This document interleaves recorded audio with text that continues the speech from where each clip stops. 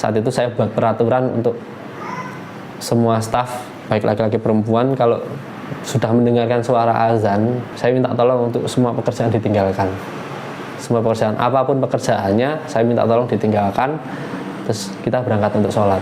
Hari kedua saya dapat laporan dari beberapa admin saya, ya, karyawan kantor itu ada yang protes. Intinya ya, Mas, kok urusan ibadah kok diatur-atur sama perusahaan gitu. Pesanan masuk 50-nya nggak jadi semua. Awal-awal itu saya masih minim juga di pengetahuan pengukuran. Terus karyawan saya juga yang satu ini dia bilang bisa, tapi ternyata nggak bisa gitu loh, di ngukur dan jahitnya itu masih coba-coba gitu loh. Akhirnya 50 celana itu pas hari jadinya itu ada datang itu ada yang kekecilan, ada yang wah pokoknya dipakai nggak enak. Akhirnya saya ya wes mau nggak mau harus mengganti kan, karena di situ kan dulu aku pakai kata-katanya itu garansi seumur hidup gitu. Sebagai seorang pemimpin perusahaan, kelak di yaumil akhir itu tanggung jawabnya sangat besar terkait dengan ibadah wajib saat karyawan-karyawan itu bekerja kepada kita.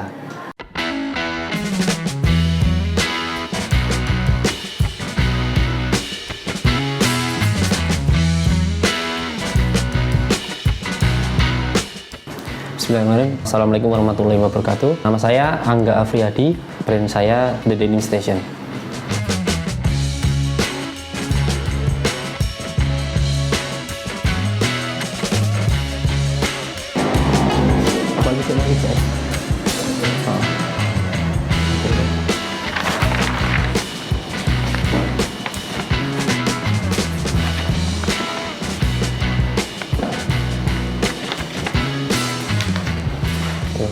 Look ya, denim itu bisa saya katakan itu sedikit pasarnya nggak kayak jeans. Jadi kalau jeans itu kan kita tahu jeans itu masyarakat pada umumnya itu biasanya nyebutnya malah Levi's ya. Itu salah satu brand terkenal, Levi's itu. Memang Levi's yang awalnya mempelopori sebuah denim itu gimana dijadikan sebuah fashion, produk fashion gitu. Dari dulunya denim itu adalah pakaiannya para pekerja berat ya, kayak pekerjaan di tambang emas atau pekerja pembuat rel kereta gitu. Jadi sebenarnya perbedaannya apa? Kalau secara kata atau denim dengan jeans itu, denim itu sebenarnya bahan, jadi bahan denim, bahan untuk membuat jeans gitu. Nah, jeans itu adalah model celana yang ya seperti itu, ada kantongnya 5 itu, belakang tempel 2, depan saku 2, sama ada kantong kecil kita sebutnya coin pocket ya, itu 1. Jadi celana yang ada 5 pocketnya itu disebut jeans. Nah, bahannya yang untuk membuat jeans adalah denim. Kalau denim banyak kita bicara soal jenis ya. Jadi jenis itu yang kita produksi juga itu ada 2 tipe. Yang satu namanya tipe selvage denim itu yang premium, denim yang premium itu, dengan yang non selvage atau yang denim biasa yang di pasaran itu rata-rata makainya yang non selvage yang biasa. Nah, yang premium itu memang bisa dikatakan bahannya memang tidak banyak yang membuat sekarang, jadi cuma dikit yang membuat. Jadi bahannya memang agak sulit ditemukan dan memang bahannya lebih mahal gitu. Untuk kategorinya di denim selvage dan non selvage. Selain itu nanti paling ada bahan yang denim yang stretch, yang melar, atau yang non stretch atau tidak melar.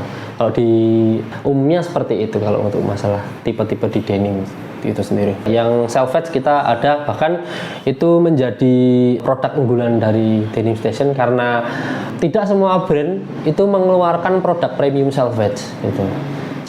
Ada dari lokal maupun dari Jepang gitu. Kita juga ada bahan selvage dari Jepang gitu. Untuk produk Denim Station sendiri, kalau kita ditanya apa keunggulannya, salah satunya tadi itu kita menggunakan bahan-bahan premium. Salah satunya ini adalah produk yang menggunakan bahan selvage premium dari Jepang, Kaihara.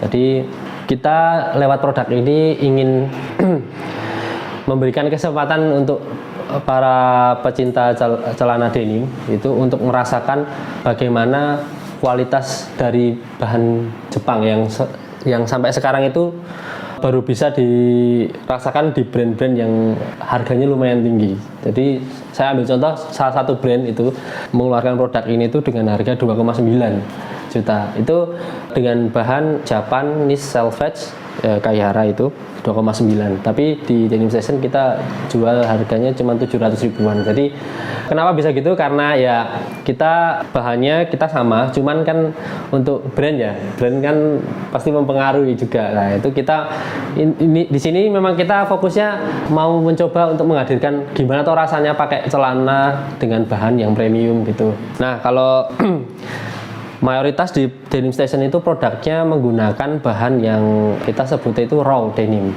atau mentah. Raw denim itu bisa dilihat itu di bahannya dia warnanya cenderungnya biasanya gelap terus warnanya teksturnya dia sedikit kaku. Nah, kalau di pasaran kan biasanya seperti ini ya, jadi warnanya udah warna biru muda, terus dia bahannya lebih lemes dan dipakai udah nggak terlalu kaku gitu. Itu nyebutnya biasanya itu namanya pre-wash denim, pre-wash jeans gitu. Kalau yang di pasaran biasanya sebelum dijual, setelah dijahit itu denimnya itu masuk proses pre-wash, jadi semacam dicuci dulu, dilembutkan, disusutkan, warnanya dicerahkan agar dipakai itu langsung enak gitu. Itu kan pabrik dia membuat kan sesuai dengan pola atau pattern yang memang sesuai dengan tubuh proporsional ya. Tapi mohon maaf kalau orang dengan tubuh proporsional itu mungkin nggak banyak, Mas. Ya ada, tapi rata-rata malah biasanya itu kurang proporsional. Jadi contohnya ini harusnya itu ada di bagian sini ya, lutut ya. Cuman kalau dia, mohon maaf, dia kurang tinggi, otomatis ini dia akan turun di sini gitu. Jadi malah nggak pas dengan tubuhnya. Nah, itu yang mengakibatkan agak aneh kalau dilihat sebenarnya ya, kalau diperhatikan. Ya no problem sih sebenarnya. Cuman kalau pengen bikin istilahnya pengen bikin jeans sesuai dengan tubuh si pemilik itu ya belinya dari raw seperti ini gitu. Nah, untuk kelebihannya kenapa raw? Nah, itu kita ada semacam seperti ini contohnya dari customer Denim Station yang sudah pakai Denim Station, ada yang 1 tahun, ada yang 2 tahun. Jadi awalnya mereka beli itu semuanya ya warnanya seperti ini, jadi gelap dan polos seperti ini tanpa ada efek-efek lipatan apapun. Tapi setelah mereka pakai selama misal 1 tahun atau 2 tahun dengan aktivitas yang berbeda-beda, itu membuat celana ini semacam kayak membekaskan motif-motif yang itu menggambarkan tentang kebiasaan mereka memakai celana ini seperti apa gitu. Jadi ini muncullah cerita itu. Jadi kita sebutnya ini kalau di Denim Station kita ada program setahun sekali buat masih menghubungkan antara kita dengan pelanggan itu dengan program-program seperti ini. Jadi kita masih menyapa walaupun udah 1 tahun 2 tahun kita tetap sapa, gimana celanamu sekarang setelah 1 tahun atau 2 tahun memakai celana dari Denim Station itu sekarang kayak gimana, coba ceritain dong. Nah, itu kita coba kumpulkan dan berserta foto-fotonya kayak gini. Nah, itu nanti biasanya kita pilih dari yang cerita yang menarik, terus hasil-hasil yang unik gitu kita pilih dan nanti celananya kita arsip dan kita pajang di toko sebagai bahan edukasi seperti itu. Programnya kalau kita namanya TDS ya, The Denim Station Denim Barter. Kita tukar. Jadi celana yang sudah kita katakan berumur itu dan mempunyai cerita itu kita tukar dengan yang baru lagi. Biasanya kita bundling dengan beberapa kayak kita sekalian kasih jaket, terus tas, goodie bag, tote bag, dan topi atau yang lain atau voucher apapun gitu untuk menarik misalnya ya nggak apa-apa, soalnya ada beberapa customer kita itu yang mungkin masih sayang banget dengan celananya gitu, jadi terlalu banyak memori kadang gitu karena kita berasal dari Klaten, kota Klaten, dan kota Klaten memang dari dulu terkenal akan produksi atau tenun tangan tradisional, yaitu produknya lurik ya, lurik. Nah itu kita mencoba untuk ada kontribusi di situ untuk gimana caranya budaya tenun lurik ini tetap selalu ada, terus ada dan tidak punah gitu. Jadi akhirnya kita membuat untuk semua produk di Denim Station itu di bagian kantong dalamnya sini kita menggunakan bahan tenun ya. Jadi bahan tenun tidak semua lurik, jadi ada bahan tenun yang seperti ini juga. Ini juga asli dari tenun Medan ya, tenun Klaten. Jadi ATBM ini dibuat tidak menggunakan mesin, atau ATBM itu alat tenun bukan mesin. Kita aplikasikan di semua produk Denim Station dengan tujuan agar kita Denim Station mempunyai kontribusi dan tetap bisa istilahnya ada sumbangan untuk ini penenun biar agar tetap bisa ada pesanan terus, ada tetap bisa nenun terus gitu loh. Jadi kita sebutnya long life culture warrior. Jadi agar mereka panjang umur untuk para pejuang kebudayaan itu gitu. Soalnya memang sekarang penenun itu udah kebanyakan sepuh-sepuh, udah tua-tua gitu. Yang muda mungkin udah nggak terlalu tertarik dengan penenunan gitu.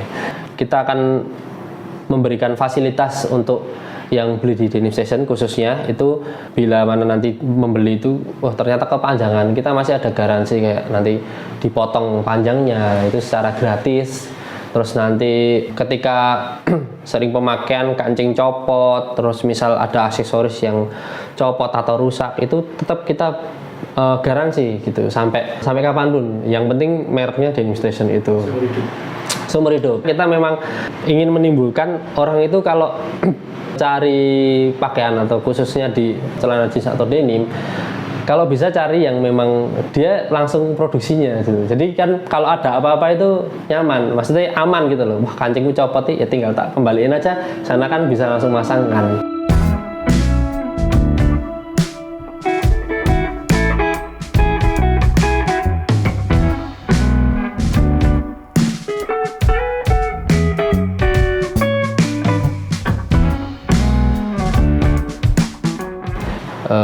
Saya jadikan pedoman itu ya sebaik-baiknya manusia adalah manusia yang bermanfaat bagi orang lain. Itu kalau kita yakini itu berarti kan kita tiap hari itu mikirnya pasti selalu gimana ya supaya kita tuh tetap terus bisa jadi orang yang berguna bagi orang lain gitu loh. Jadi mikirnya nggak ada yang mikir aneh-aneh, wah istilahnya ngerasani wong liya dan lain-lain atau bikin cara licik untuk berjualan dan lain-lain.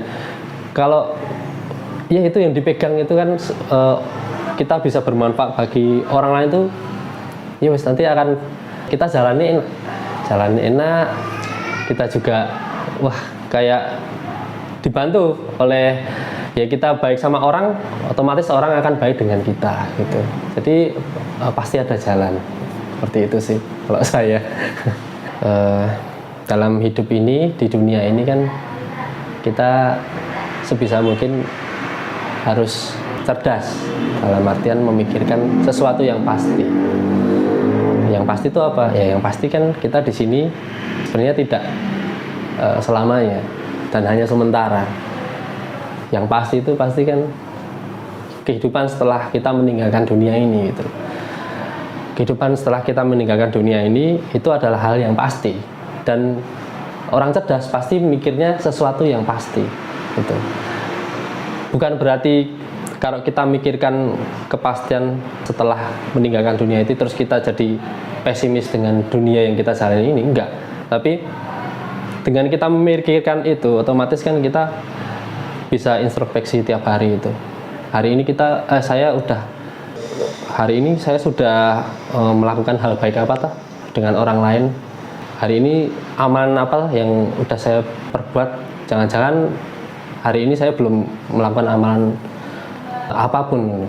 Kita pikirnya itu harus dengan kita fokuskan untuk kita memikirkan sesuatu kepastian yang nanti kita bakal temui, otomatis kita akan lebih bijak dalam memilih apa yang akan kita lakukan nanti di kehidupan yang sedang kita jalani ini. Jadi tetap kalau bisa tetap berbuat baik, tetap jaga keimanan kita, berkumpul dengan teman-teman yang memang selalu support kita.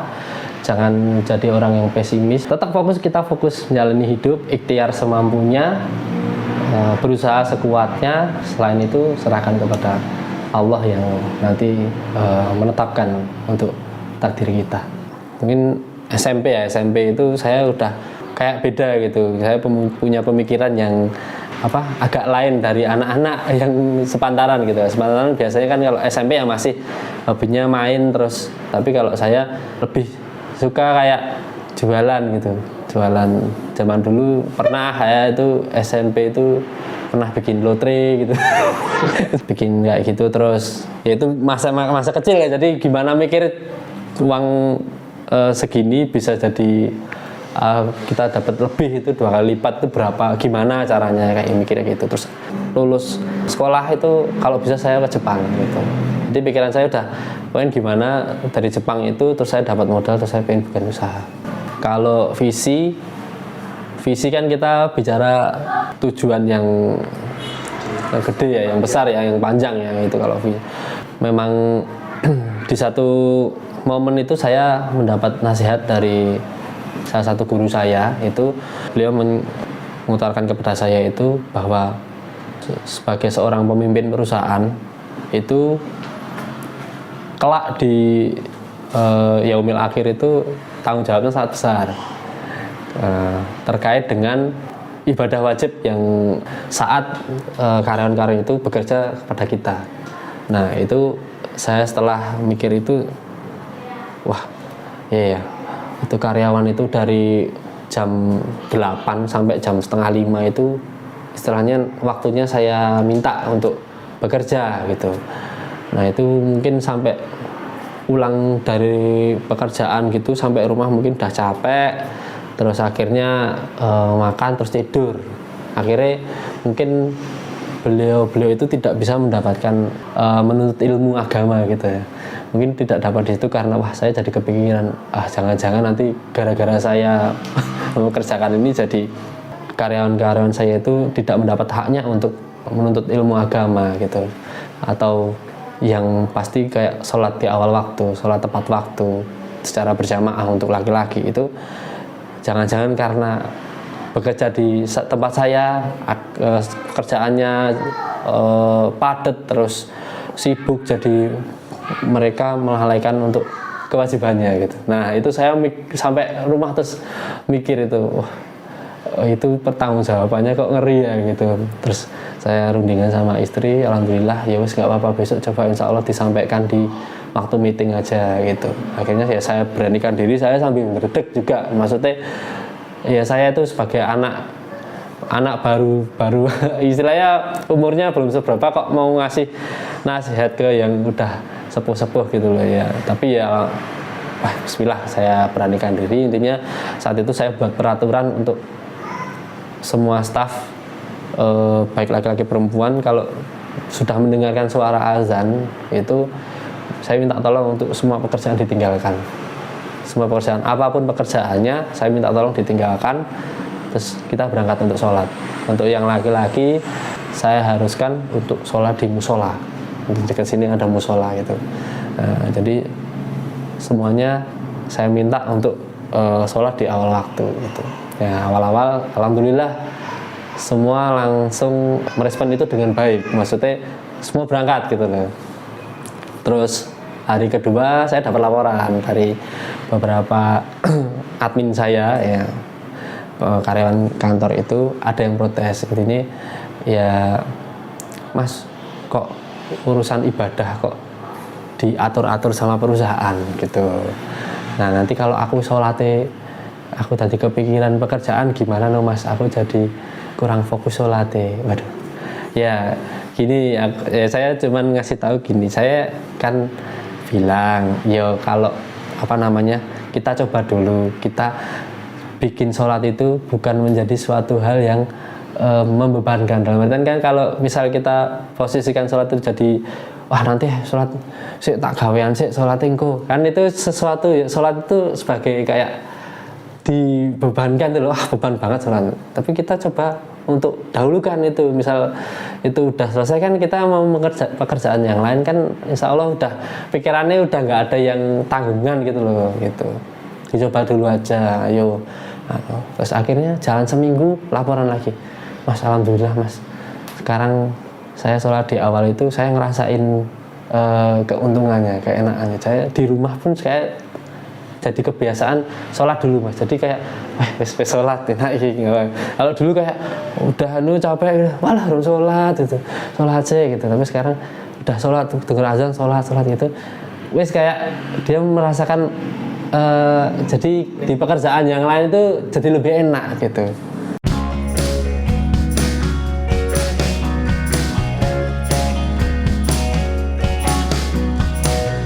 Biasanya yang dicari kan parodi. Nah, parodi itu biasanya yang paling banyak viralnya atau FYP-nya. Ya, jadi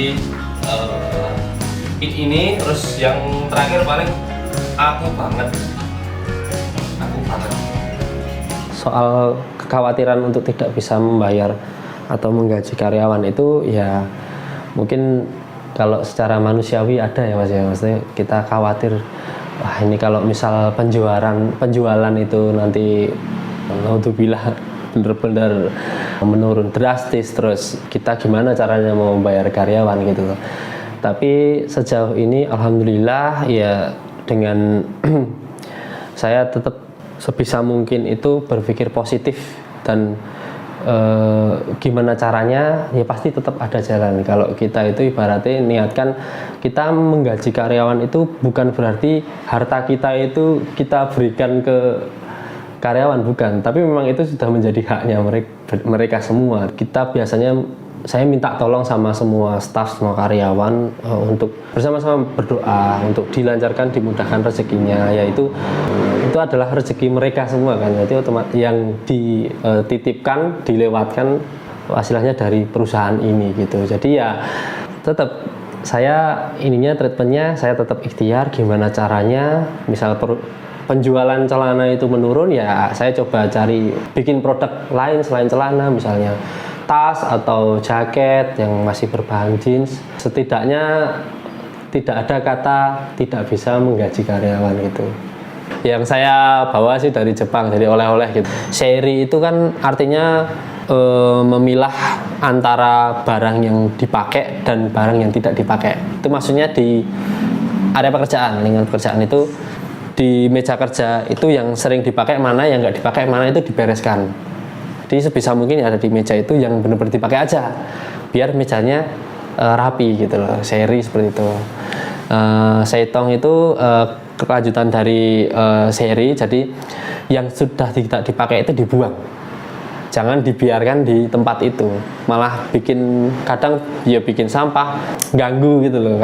Kalau terlalu banyak barang yang sebenarnya udah dipakai, nggak dipakai tapi masih di situ gitu loh, jadi harus dibuang gitu. Terus Shizuke itu ya yang sudah diterapkan itu kita harus selalu menjaganya agar tetap seperti itu, bahwa kita membuat perusahaan itu ibaratnya seperti bis pariwisata, jangan seperti bis akap. Bis akap itu bis antar kota antar provinsi itu loh. Kalau di bis akap kan kita tahu di situ yang naik mayoritas pasti tujuannya beda-beda. Di dalam bus itu pasti ada yang tujuannya Solo, ada yang tujuannya Karanganyar gitu kan. Dan mereka di dalam bus itu memang ya fokus sama tujuannya sendiri-sendiri. Nggak ada komunikasi antar satu bis yang lain gitu loh. Terus di situ suasana juga sepaneng gitu. Yang penting ya ini namanya bis akap itu. Tapi beda dengan bis pariwisata. Bis pariwisata itu kita di bis pariwisata pasti udah tahu semuanya. Kita mau kemana tujuannya. Terus kita nanti jam segini nanti berhenti di sana buat makan siang dan lain-lain. Itu semuanya satu bis pasti tahu gitu loh. Dan di situ suasananya mereka karena satu tujuan sama dan suasananya juga berbeda. Di situ pasti udah seneng-seneng, udah karaokean dan lain-lain. Jadi satu bis itu enak gitu loh. Kalau kita bicara awalnya itu dulu kita mulai dari tahun 2016 akhir itu saya mencoba untuk membuat namanya dulu bukan Denim Station awalnya itu. Jadi namanya dulu itu Rumah Jeans, ya, Rumah Jeans Klaten. Jadi situ nanti bisa untuk macam custom gitu. Jadi orang datang bisa milih bahan, terus kita ukurkan sesuai dengan yang dia inginkan gitu. Cuman karena lambat laun ingin memantapkan untuk usahanya, saya ajukan ke Haki untuk paten, ternyata terkendala, tidak bisa karena Rumah Jeans ternyata sudah ada yang pakai namanya gitu. Akhirnya saya cari-cari nama dan satu kepikiran bahwa usaha ini kalau bisa ke go internasional, jadi ya pakai nama bahasa Inggris, jadi The Denim Station seperti itu. Sebenarnya cuman nggak ada arti spesifik atau filosofi di balik nama The Denim Station, cuman hanya sekedar kayak kita kalau misal di luar negeri kan beli bensin kan di gas station, kita tahu di mall-mall kita kalau cari sepatu olahraga di sport station. Nah itu saya cuman kayak kepikiran kalau orang-orang besok berpikiran pengen cari denim, ya itu di Denim Station seperti itu. Jadi awal-awal dulu memang sempat ada beberapa halangan ya dalam usaha, yaitu salah satunya itu kita udah buka toko, udah jalan di jalan Karangmuni Pedan itu. Kita buka toko di situ. Momennya itu waktu puasa. Jadi pas Ramadan kan banyak yang nyari untuk pakaian untuk lebaran ya. Nah itu ketika di depan toko itu, pas di seberangnya itu datanglah satu mobil itu membawa berkarung-karung celana jeans gitu, dan langsung digelarlah di depan toko saya itu. Intinya mereka ya menjual celana ya dengan range harga yang memang lumayan terpaut gitu, jadi minta lebih murah. Seketika ya pertama juga kaget, waduh kok ya bukanya di depan toko pas gitu loh, ya kok agak kesana dikit gitu pikir saya. Cuman setelah saya pikir-pikir, ini kalau saya lihat itu kok di pinggir jalan pada nyobain gitu kan celananya, kayak kepanjangan gitu. Terus saya kepikiran, saya punya tempat produksi karena mesin juga ada. Akhirnya mesin saya bawa ke depan, terus saya kasih tulisan itu, terima permak ya, potong panjang gitu. Dan pedagangnya, saya datang ke pedagangnya, saya bilang, Pak kalau nanti misal ada yang mau potong panjang atau kepanjangan celananya, bisa direkomendasikan ke tempat saya nerima permak Pak gitu. Oh siap Mas. Oke. Nah, alhamdulillah malah dari itu saya bisa mendapatkan keuntungan dari hal yang tidak mengenakan di awal itu, seperti itu. Ya itu di awal ya memang ya namanya itu kan pasti agak kaget. Dan ini saya itu sama menghadirkan ini celana jeans saya bisa buatkan dan kalian bisa dapatkan di sini loh gitu tuh. Nggak perlu jauh-jauh. Ini malah datang gitu ya wes nggak apa-apa, memang takdirnya seperti itu mungkin. Awalnya juga memang waduh piye iki wah kena iki gimana ini nanti penjualan pasti menurun gitu kan, karena saat itu memang saya belum main online Mas. Ini masih pure di offline. Mungkin kalau saat itu saya udah main online, malah ya nggak apa-apa gitu, bukan sebuah ancaman atau bukan menjadi saingan bisnis atau gimana. Kalau dibilang mempengaruhi dari segi pendapatan saya, ya iya mempengaruhi gitu kan, karena semuanya belinya di sana. Tapi ya itu halangan, ya itu sebagai halangan. Itu kalau kita bisa coba tenang dan kita coba lihat dari sisi yang lain, mungkin kita bisa ambil keuntungan dari situ, dari masalah itu gitu Mas. Tapi nggak apa-apa ya, yang penting penjahit saya tetap jahit gitu. Awal mula Rumah Jeans itu saya berdua, saya sendiri sama satu orang tenaga, yaitu bapaknya itu beliau bisa jahit, bisa motong, sekaligus bisa ngukur gitu. All in one lah bapaknya itu. Jadi saya dan bapaknya itu berdua, saya mulai untuk Rumah Jeans itu pertama. Dari awal-awal itu jalan berdua, tapi karena saya masih minim pengetahuan juga dalam hal produksi. Kalau dari segi bahan atau jahitan seperti apa gitu, saya sedikit-sedikit sudah mempelajari. Cuman kalau untuk di produksi yang di lapangannya itu saya masih minim gitu. Di situ mulai ada karena nggak ada sistem juga, saya terlalu percaya sama beliau, otomatis ada kadang dia nerima orderan sendiri tanpa ngomong saya gitu, juga ada kayak gitu. Akhirnya jalan kurang lebih 1 tahun, beliau semakin semakin kurang mau diajak berkembang, akhirnya saya putuskan untuk mencari lagi karyawan baru gitu. Dan mulai dengan karyawan baru, dengan semangat baru, alhamdulillah sampai sekarang ini gitu. Saya lepas karena ada suatu hal yang memang kurang mengenakan gitu. Orang baru itu sebenarnya temannya dari bapaknya yang keluar itu tadi. Jadi dulu itu saya minta 2 orang, tapi yang bapaknya ini tadi itu wes aku dulu aja gitu, sendiri aja gitu. Soalnya nanti kedua orang nanti tidak kesedikitan ininya bagiannya gitu loh. Jadi mintanya dia tuh terus aku sendiri aja. Nah, sedangkan ada temennya satunya ini juga mau bantuin gitu. Akhirnya jalan berdua tok, terus pas bapaknya itu keluar, ya saya keinget oh ya masih ada temennya satu lagi. Saya hubungin, akhirnya mau dan alhamdulillah jalan. Pas itu langsung habis nikah langsung dapat orderan dari PT Pertambangan Kalimantan. Itu sekitar saya ingat tuh jumlahnya 135 piece. Nah, itu dari situ mulai saya minta tolong untuk bapaknya cari temen gitu. Dari situ cari temen, alhamdulillah setelah itu ya itu poinnya setelah menikah itu. Jadi dapat orderan itu terus nah ini ada 2 orang nih, ini harus gimana caranya kita ngasih kerjaan terus. Akhirnya saya coba jualan di Facebook pertama itu. Facebook kok ternyata di Facebook itu di market Jakarta sama Bandung itu memang dengan harga dulu awal mulai 150.000 itu mungkin kalau di Klaten ya lumayan mahal ya dalam tahun 2016 celana jeans itu, tapi itu di Jakarta itu masih murah gitu loh. Jadi berarti ini di Jakarta masih memang bisa menjadi pilihan gitu. Akhirnya saya coba fokuskan di online. Dan alhamdulillah lambat laun itu semakin banyak yang tahu dan akhirnya mulai ada pesanan stabil ya gitu. Yang saya ajak pertama itu basicnya memang bapak-bapaknya itu permak keliling. Gitu, permak keliling gitu pakai motor, jadi keliling nerima permak kayak jahit. Jadi mesin jahitnya ditaruh di motor itu loh. Jadi beliau keliling gitu ke pasar-pasar mungkin kan. Nah, itu saya dipertemukan sama mekanik mesin jahit gitu. Karena saya bingung cari penggantinya itu tadi. Terus akhirnya disarankan untuk ini aja. Saya punya temen itu permak keliling. Dari permak keliling itu yes, terus akhirnya ternyata sebelum permak keliling beliau itu udah jahit jeans selama 10 tahun gitu, khusus jeans gitu. Di Jakarta terus di Semarang pindah-pindah seperti itu.